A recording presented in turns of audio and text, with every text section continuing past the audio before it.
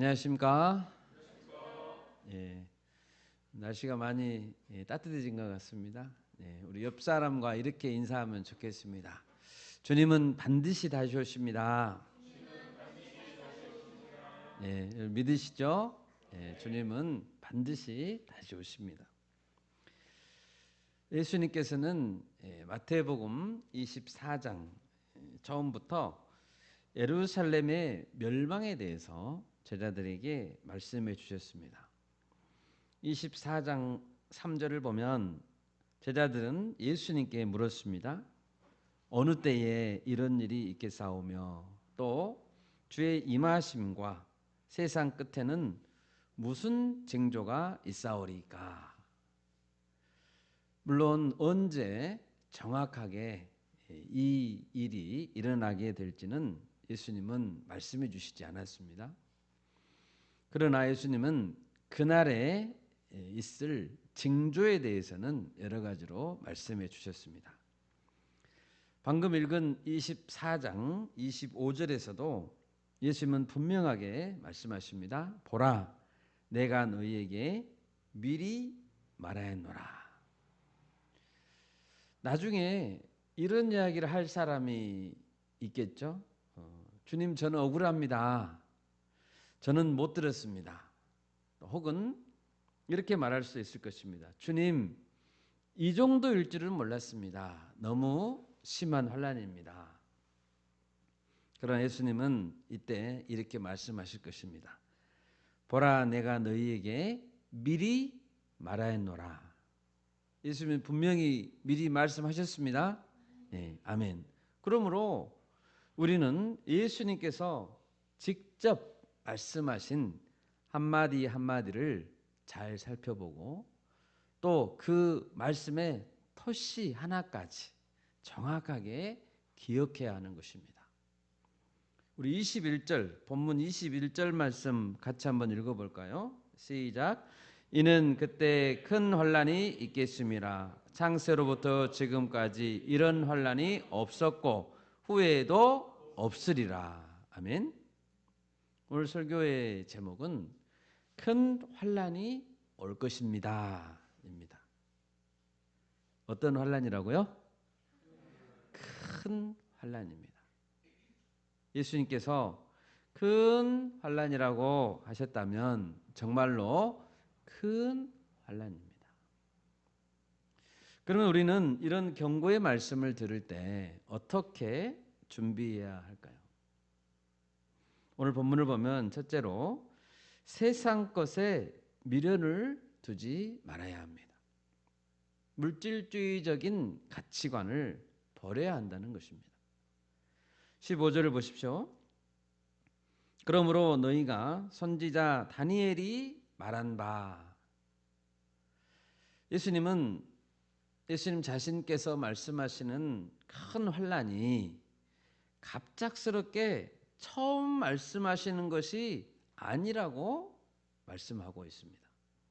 구약 성경에 선지자 다니엘이 이미 했던 말씀을 예수님은 반복하고 계십니다. 멸망에 가증한 것이 거룩한 곳에 선 것을 보거든 읽는 자는 깨달을진저. 다니엘에는 멸망에 가증한 것이 거룩한 곳에 서게 될 것이라는 예언이 몇 군데에 나옵니다. 한번 찾아볼까요? 먼저 다니엘 9장 26절을 찾아보겠습니다. 다니엘 9장 26, 27절을 우리 같이 읽겠습니다. 시작. 62일의 후에 기름 부음을 받은 자가 끊어져 없어질 것이며 장차 한 왕의 백성이 와서 그 성읍과 성소를 무너뜨리려니와 그의 마지막은 홍수의 휩쓸림 같을 것이며 또 끝까지 전쟁이 있으리니 황폐할 것이 작정되었느니라. 그가 장차 많은 사람들과 더불어 한 이레 동안의 언약을 굳게 맺고 그가 그 이레의 절반에 제사와 예물을 금지할 것이며 또 포악하여 가증한 것이 날개를 의지하여 설 것이며 또 이미 정한 종말까지 진노가 황폐하게 하는 자에게 쏟아지리라 하였느니라 하니라. 아멘. 62일의 후에 기름 부음을 받은 왕이 살해당하게 될 것이고 어떤 통치자가 나타나서 성읍과 성전을 파괴할 것이라고 예언합니다. 또 다니엘 9장 27절에 보면 또 그 통치자는 제사와 예물 드리는 것을 금지할 것이고 그 대신에 성전의 가장 높은 곳에 흉측한 우상을 세울 것이고 하나님이 정한 종말의 날까지 그것이 거기에 서 있을 것이라고 예언하고 있습니다. 여러분, 다니엘이 활동했던 시기가 언제입니까? 주전 약 600년 전에 활동했던 선지자입니다. 주전 600년. 그 시대는 고대 바벨론과 고대 페르시아 시대입니다. 지금으로부터 거슬러 올라간다면 2600년 전의 일입니다. 얼마나 오래전의 일입니까? 그런데 하나님의 일하심의 스케일은 이 정도라는 것입니다. 아멘. 하나님의 광대한 수천 년에 걸친 청사전을 보십시오. 수천 년 전에 예언했던 그 예언이 아직도 유효하다는 것입니다. 하나님은 영원 전부터 영원까지 살아계십니다. 아멘. 다니엘 11장 31절, 다니엘 11장 31절에도 있습니다. 우리 같이 찾아볼까요? 다니엘 11장 31절입니다. 같이 읽습니다. 군대는 그의 편에 서서 성소 곧 견고한 것을 더럽히며 매일 드리는 제사를 폐하며 멸망하게 하는 가증한 것을 세울 것이며 또 12장 11절에도 있습니다. 12장 11절 같이 읽습니다. 매일 드리는 제사를 폐하며 멸망하게 할 가증한 것을 세울 때부터 1290일을 지낼 것이요. 아멘. 얼마나 이 사건이 중요하면 다니엘서 안에 3번에 걸쳐 이 일을 반복하여 예언하고 계실까요? 예수님은 이 다니엘서의 예언을 주의 깊게 살펴보라고 말씀하시고 믿는 자는 깨달을진저라고 말씀하십니다. 큰 혼란의 때가 되면 이와 같은 사건이 앞으로 또 일어나게 될 것이라는 뜻입니다. 이 다니엘서의 예언은 이미 역사적으로 2번의 사건에 걸쳐서 성취된 것으로 보입니다. 첫 번째 성취는 주전 168년입니다. 셀루쿠스 왕조라는 그 왕조에 안티오쿠스 에피파네스라는 왕이 있었습니다. 그때 일어났습니다.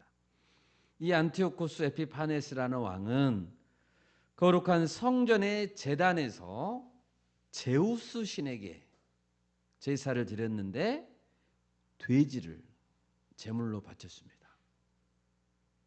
일부러 이방신을 위해 제사를 드리고 부정한 짐승인 돼지를 제물로 드렸던 것입니다.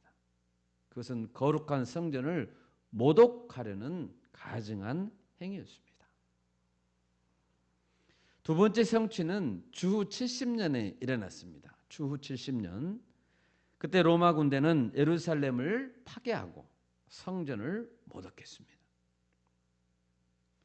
오늘 이 마태복음 본문에서 예수님의 예언의 말씀을 듣고 있는 제자들이 있죠.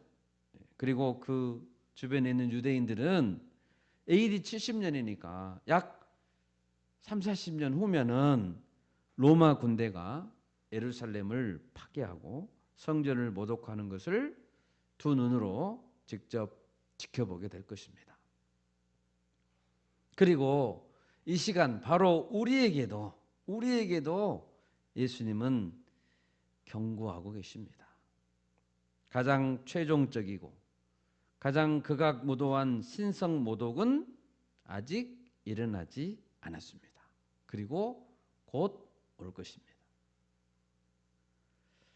사도 바울도 데살로니가 후서 2장 3, 4절에서 예언했습니다. 찾아보겠습니다. 데살로니가 후서 2장 3, 4절입니다. 누가 어떻게 하여도 너희가 미혹되지 말라. 먼저 배교하는 일이 있고 저 불법의 사람 곧 멸망의 아들이 나타나기 전에는 그날이 이르지 아니하리니 그는 대적하는 자라 신이라고 불리는 모든 것과 숭배함을 받는 것에 대항하여 그 위에 자기를 높이고 하나님의 성전에 앉아 자기를 하나님이라고 내세우느니라. 아멘. 장차 어떤 강력한 적 그리스도가 나타날 텐데 그는 자기를 높이는 자가 될 것입니다. 하나님의 성전에 앉아 자기를 하나님이라고 내세울 것입니다. 여러분, 그런 자가 나타나면 우리는 꼭 이 예수님의 말씀을 기억해야 됩니다. 여러분, 하나님의 예언의 말씀이 신실하다는 것, 하나님이 신실하다는 것은 하나님의 말씀과 인류의 역사를 주의 깊게 살펴보면 알 수 있습니다.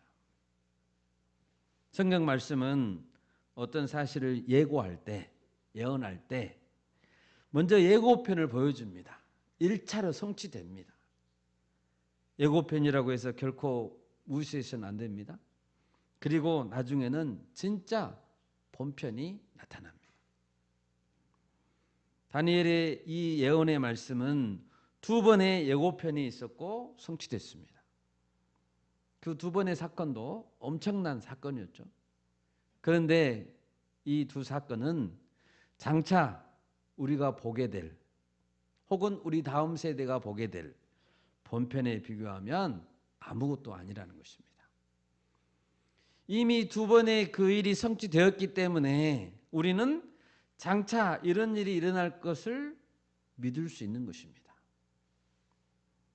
그러면 멸망에 가증한 것이 거룩한 곳에 서게 되면 우리는 어떻게 해야 할까요? 본문 16절입니다. 그때 유대에 있는 자들은 산으로 도망할지어다. 이 말씀에 따라서 실제로 주 70년 로마가 침공해 올 때 유대인들은 산으로 도망쳤습니다. 산으로 도망친 사람들은 살았습니다. 유대인들은 요단강을 건너서 동쪽으로 도망쳤습니다. 그리고 지금의 시리아에 있는 펠라라는 지역의 산으로 도망쳤습니다. 17, 18절입니다. 지붕 위에 있는 자는 집 안에 있는 물건을 가지러 내려가지 말며 밭에 있는 자는 겉옷을 가지러 뒤로 돌이키지 말지어다. 어제 그제 최근 산불이 지금 계속 꺼지지 않고 있죠. 우리 권사님 기도에도 나왔는데요. 빨리 꺼지기를 우리가 기도해야 되겠습니다. 산불이 주택가로 확산될 경우에 저도 인터넷에서 대처 요령을 한번 찾아봤습니다. 그러니까 가장 먼저는 신고해야 된다. 119나 산림청이나 경찰서나 신고해야 되고, 산불은 바람이 불어가는 쪽으로 번지게 되니까 그 바람의 방향을 꼭 감안해서 산불의 진행 경로에서 벗어나야 된다고 합니다. 대피 장소는 이미 불이 지나간 장소, 낮은 장소, 도로 위 또는 바위 뒤 등이라고 합니다. 그리고 산불보다 높은 장소는 피해야 한다고 합니다. 당연히 산불이 집으로 향하고 있다면 집에 들어가서 뭔가를 가지고 나오려고 해서는 안 되겠죠? 빨리 도망가야 됩니다. 이렇게 산불이 나면 대피 요령을 잘 지켜야 하는 것처럼 큰 환란이 있을 때 예수님께서 하신 말씀을 우리는 잘 생각해야 합니다. 그런데 위급한 상황이 닥칠 때에 주의사항을 미리 알고 있으면 잘 지킬 것 같은데 실제로는 잘 지키지 못하는 사람들이 많습니다. 막상 그 일을 닥치면 아무 생각도 안 나는 경우가 많죠. 왜 그렇습니까? 훈련이 되지 않았기 때문입니다. 우리가 매일 말씀을 보고 기도하고 훈련하는 것은 마지막 때에 실제적인 영적 싸움이 치열해질 때 훈련한 대로 즉각 행동할 수 있도록 하기 위함입니다. 그러니까 우리는 훈련을 받아야 됩니다. 창세기에 보면 소돔과 고모라 성이 멸망했죠.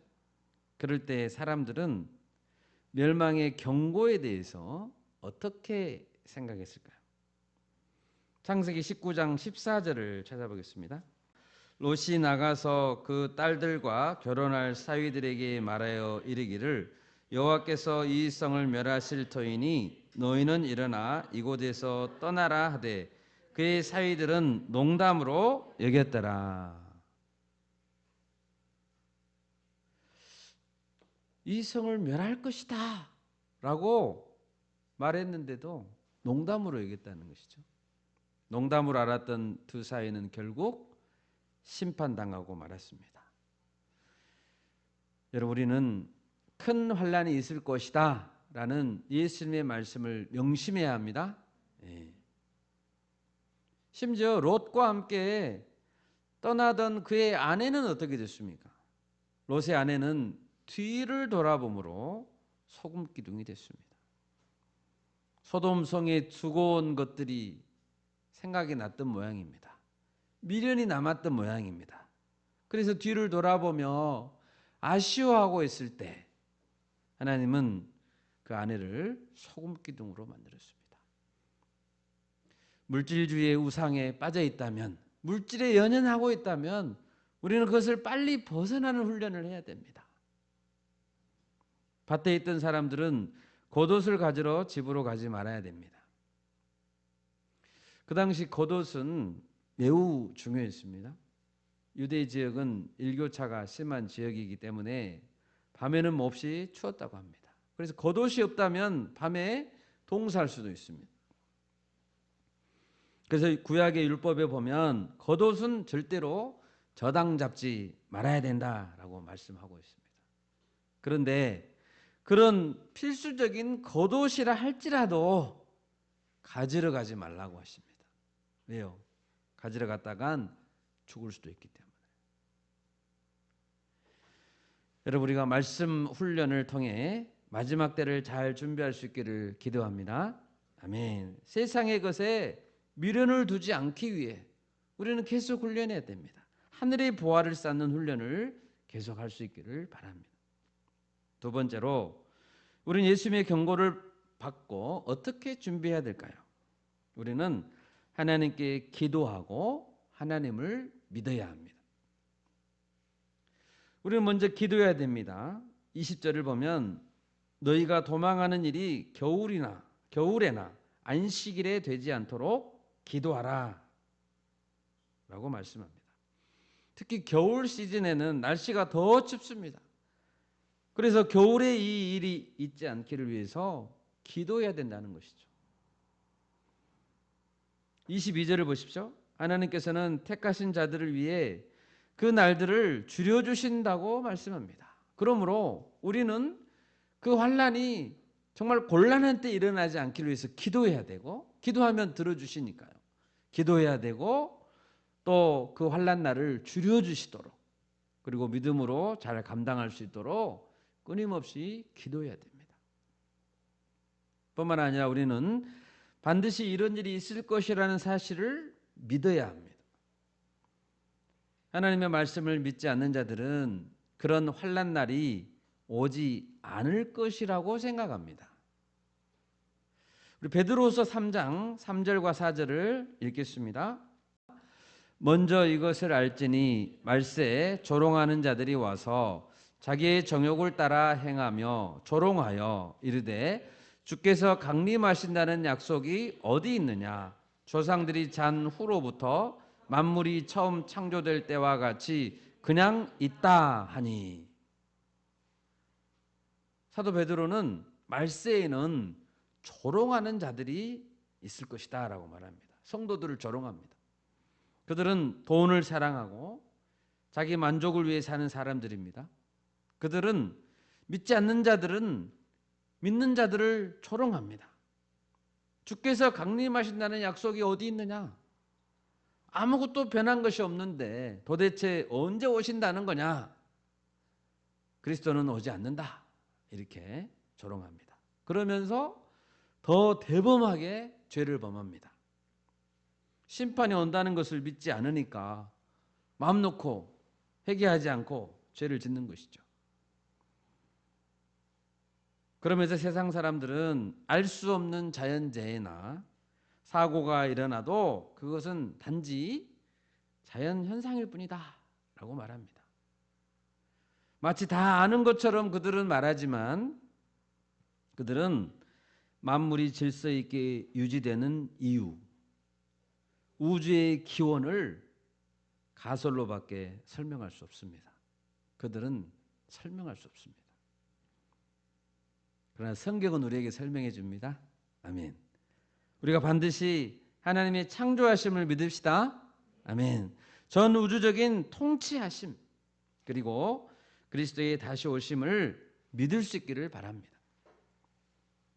누가복음에는 말세를 당하는 자들이 어떻게 준비해야 하는가에 대해서 말씀하십니다. 우리 누가복음 12장 35절과 36절을 같이 읽겠습니다.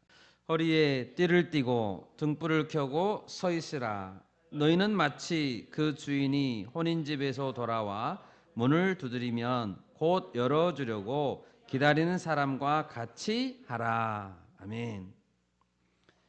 예수님은 반드시 심판하시러 오실 것입니다.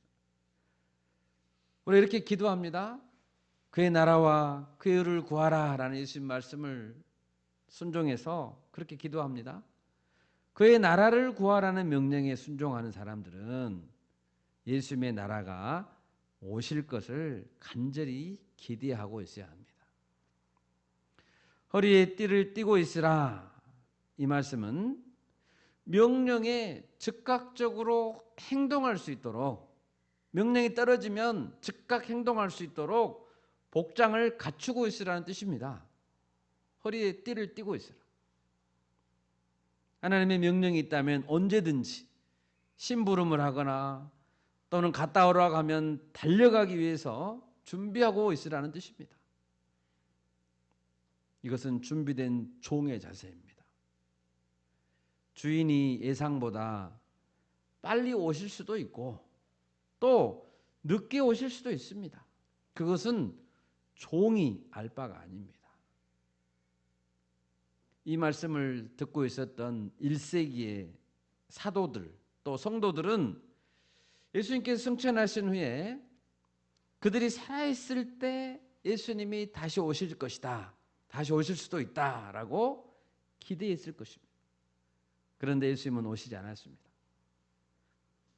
그러면 그들의 제자들, 사도들의 제자들, 또 그 제자들이 있었던 2세기엔 어땠을까요? 2세기를 살았던 자들도 하늘에 이상한 구름 모양만 보여도 주님이 오시려나 보다 생각했을 수가 있습니다. 그런데 오시지 않았습니다. 이제 우리는 21세기를 살고 있습니다. 주님이 언제 오실지 우리는 모릅니다. 그러나 지금도 그리스도의 종으로서 갖추어야 될 자세는 똑같습니다. 항상 준비하는 것입니다. 허리에 띠를 띠고 있는 것입니다. 오늘 저녁에 혹은 내일 저녁에 오실지 모른다는 생각으로 마지막 때를 우리는 살아야 하는 것입니다. 이어지는 누가복음 말씀에서 예수님은 준비된 종에게 보상을 약속하십니다. 누가복음 12장 37절 말씀 우리 같이 읽어볼까요? 주인이 와서 깨어있는 것을 보면 그 종들은 복이 있으리로다. 내가 진실로 너희에게 이르노니 주인이 띠를 띠고 그 종들을 자리에 앉히고 나와 수종 들리라. 아멘. 어느 정도의 보상입니까? 주인은 종들이 깨어있는 것을 보면 너무 기쁜 나머지 종들을 자리에 앉으라고 하십니다. 종들을 자리에 앉히시고 자기가 수종을 들겠다고 하십니다. 얼마나 영광스러운 보상입니까? 여러분, 당장 눈앞에 있는 일들을 감당하기에도 눈코 뜰 새 없이 바쁘고 고단한 것이 우리의 인생입니다. 현실의 무거운 짐 앞에 우리는 매몰되기가 쉬운 그런 연약한 인생입니다. 그런데 이럴 때 다시 오실 주님을 기대하며 허리에 띠를 띠고 깨어있는 삶을 산다는 것은 믿음으로 하지 않으면 하기 어려운 것입니다. 이 땅에 살고 있지만 천국 본향을 바라보는 그런 삶이 믿음으로 사는 삶입니다. 네, 아멘. 우리 모두 그런 믿음의 삶을 살 수 있기를 바랍니다. 아멘. 마지막 셋째로 우리는 예수님의 이런 경고의 말씀을 듣고 어떻게 준비해야 할까요? 우리는 진리 위에 서서 미혹되지 말아야 합니다. 23절입니다. 본문 23절입니다. 그때 사람이 너희에게 말하되 보라 그리스도가 여기 있다 혹은 저기 있다 하여도 믿지 말라. 여호와의 증인이라는 단체가 있습니다. 여호와의 증인이라는 단체는 그리스도가 이미 재림하셨다라고 가르친답니다. 또한 어떤 이단 교주들은 자기가 예수 그리스도를 대신해서 보냄받은 대리인이라고 속인다고 합니다. 대리자다. 여러분, 그러나 이것은 사실이 아닙니다. 예수 그리스도가 직접 오시기 전에 많은 미혹하는 자들이 나타날 것입니다. 그들은 그리스도가 여기 있다, 그리스도가 저기 이미 왔다, 혹은 내가 재림주다, 내가 그리스도다, 혹은 내가 그리스도의 대리자다 라고 주장할 것입니다. 우리는 여기에 절대로 미혹되지 말아야 합니다. 그런데 사람들이 미혹되기 쉬운 이유가 있습니다. 왜냐하면 그들이 큰 표적과 기사를 보이기 때문입니다. 거짓 메시아들은 자신들이 한 말이 사실이라는 것을 입증하기 위해서 큰 표적과 기사를 보여줄 수 있습니다. 이런 자들의 기적은 하나님께로부터 온 것이 아니라 사탄에게서 온 것입니다. 우리가 분명히 알아야 될 것은 참 선지자나 거짓 선지자나 모두 기적을 일으킬 수 있다는 사실입니다. 우리 데살로니가 후서 2장 9절과 10절을 읽어보겠습니다. 악한 자의 나타남은 사탄의 활동을 따라 모든 능력과 표적과 거짓 기적과 불의의 모든 속임으로 멸망하는 자들에게 있으리니 이는 그들이 진리의 사랑을 받지 아니하여 구원함을 받지 못함이라. 아멘.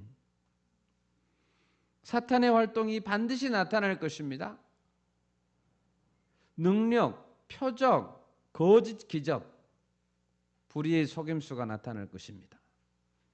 거기에 속는 자들은 멸망을 당할 것입니다. 예수님께서도 마태복음 7장에서 거짓 선지자들이 권능을 행할 수 있다고 말씀하셨습니다. 마태복음 7장 찾아볼까요? 22절과 23절입니다. 그날에 많은 사람이 나더러 이르되 주여 주여 우리가 주의 이름으로 선지자 노릇하며 주의 이름으로 귀신을 쫓아내며 주의 이름으로 많은 권능을 행하지 아니하였나이까 하리니 그때 내가 그들에게 밝히 말하되 내가 너희를 도무지 알지 못하니 불법을 행하는 자들아 내게서 떠나가라 하리라. 아멘. 기적이 이루어진다는 부흥 집회, 병이 낫는다는 신유 집회, 이런 것을 절대로 가시지 말길 바랍니다. 기적과 예언의 유무는 그곳이 바른 곳인지 여부를 판명해 주는 기준이 아닙니다. 기적과 예언의 유무는 믿음 생활의 필수적인 요소가 아닙니다. 우리는 분명히 알아야 됩니다. 예수님은 절대로 영적으로만 오시지 않습니다. 영으로만 오시지 않습니다. 초림 때에도 육체로 오셨죠? 아멘. 초림 때도 육체로 오셨습니다. 재림 때에도 육체로 오실 것입니다. 예수님은 절대로 대리인을 보내지 않습니다. 예수님은 직접 오십니다. 아멘. 사도행전 1장 11절 우리 같이 찾아보겠습니다. 이르되 갈릴리 사람들아 어찌하여 서서 하늘을 쳐다보느냐 너희 가운데서 하늘로 올려지신 이 예수는 하늘로 가심을 본 그대로 오시리라 하였느니라. 아멘. 하늘로 가심을 본 그대로 다시 오십니다. 아멘. 요한계시록 1장 7절 찾아보겠습니다. 볼지어다 그가 구름을 타고 오시리라. 각 사람의 눈이 그를 보겠고 그를 찌른 자들도 볼 것이요 땅에 있는 모든 족속이 그로 말미암아 애곡하리니 그러하리라. 아멘. 예수님은 아무도 모르게 오시지 않습니다. 예수님은 모든 사람이 확실히 볼 수 있게 오십니다. 어떤 의심도 하지 않게 오십니다. 저분이 예수님이구나. 딱 보면 알게 오십니다. 어떤 특정 장소에만 국한되어서 오시지 않습니다. 26절에서 본문 26절에서 말씀했습니다. 어떤 광야에 가면 그리스도가 와 있다. 이런 말에 속지 말아야 됩니다. 예수님 어떤 광야에만 오시지 않습니다. 또 어떤 집에 가면 어떤 골방에 가면 그리스도가 와 있다. 이런 말에도 속지 말아야 됩니다. 예수님 그렇게 오지 않습니다. 예수님은 번개가 동편에서 나서 서편에서 번쩍임 같이, 여러분 번개는 다 볼 수 있죠? 동쪽에 있는 자나 서쪽에 있는 자나 누구나 볼 수 있게 예수님 오십니다. 미혹되지 않기를 바랍니다. 이제 말씀을 맺겠습니다. 여러분 예수님께서 말씀하신 큰 환난은 반드시 올 것입니다. 주님께서는 늘 깨어 있으라고 말씀하십니다. 그리고 세상에 있는 것에 물질에 미련을 버리는 훈련을 계속하라고 하십니다. 요즘 특히 우리나라도 어지럽고 세상도 어지럽고 모두가 다 개인도 마찬가지고 나라도 마찬가지고 살아남기 위해 발버둥 치고 있는 것 같습니다. 모든 사람들이 불안해하는 것 같습니다. 이럴 때일수록 우리가 하나님께 기도하고 믿음을 지킵시다. 아멘. 천국 소망을 더욱 붙들고 기도할 수 있기를 바랍니다. 아멘. 제가 기도하겠습니다.